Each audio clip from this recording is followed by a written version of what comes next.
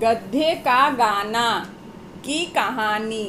किसी गांव में एक गधा अपने मालिक धोबी के साथ रहता था।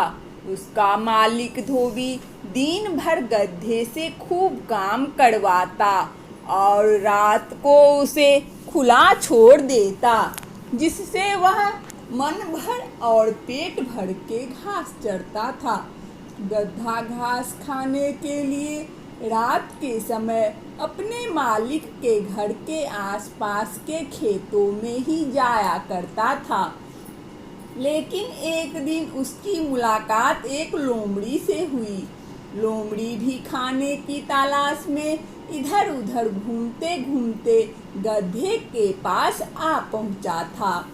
गधे और लोमड़ी दोनों घूमते घूमते खाने की तलाश में इधर उधर घूमते घूमते गधे के पास पहुंचा।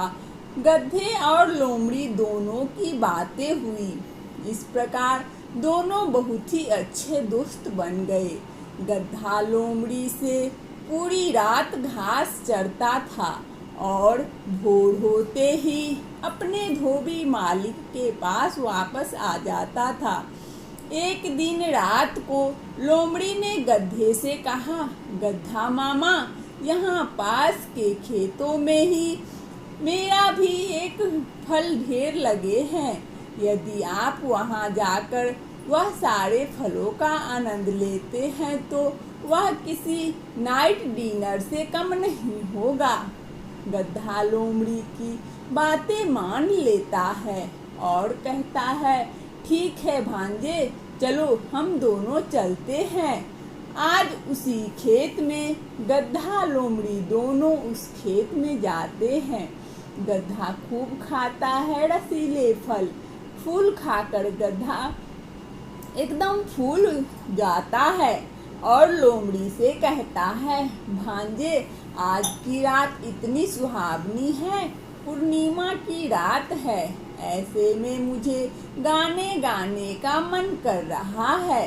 लोमड़ी गधे की बात सुनकर उसे गाना गाने से मना करता है और कहता है, मामा, यदि आप इतनी रात को इस खेत में गाना गाएंगे तो खेत का मालिक किसान यहाँ आ जाएगा और हमें पकड़ लेगा।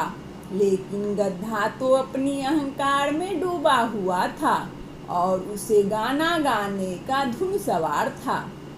गधा लोमड़ी से बोलता है, अरे तू क्या जाने का तू जंगली जानवर के गाना क्या होता है, संगीत होता है।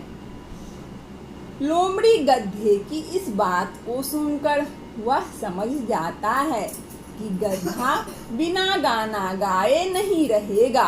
तो उसने गधे से कहा, मामा, कोई बात नहीं, आप गाना गाओ, लेकिन मैं थोड़ी दूर जाकर उस झाड़ी में छुपकर किसानों के आने की खबर आपको दूंगा।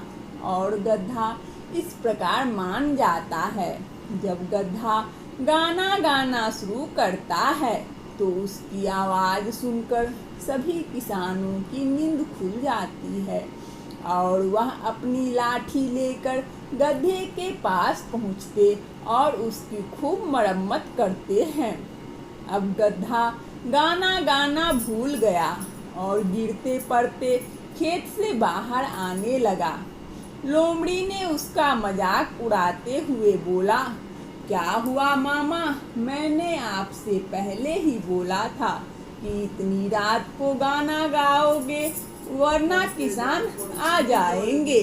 यह क्या, वह आए ही नहीं, वह तो आपको खूब सारा पुरस्कार भी देकर गए। ऐसा कहकर वह खूब हंसने लगा।